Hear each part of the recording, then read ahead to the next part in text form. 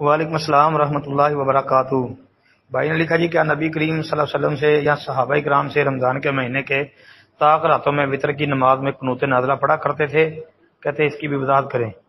محترم بھائی، جناب نبی کریم صلی اللہ علیہ وآلہ وسلم سے قنوت وطر میں جو ہے مزید اضافی دعائیں، یعنی وطر کی اندر پڑھی جانے والی جو دعا اللہم اہدنی فیمن ہدیت، جو آپ کی تعلیمات سے ثابت ہے، اس دعا کے علاوہ جو ہے قنوت نازلہ کی طرح لمبی چوڑی دعائیں کرنا، یہ رسول اللہ صلی اللہ علیہ وسلم سے بالکل ثابت نہیں ہے، نہ طاق راتوں میں نہ طاق راتوں کے علاوہ۔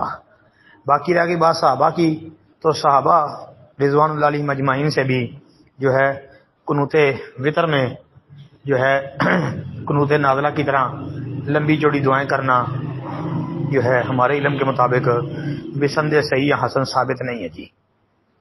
اس لیے قنوت وطر میں صرف وہی دعا جو جناب نبی کریم صلی اللہ علیہ وسلم کی سنت ہے، اسی طریقوں کو اختیار کرتے ہوئے وہی پڑھنی چاہیے، اسی کے اندر خیر اور برکت ہے۔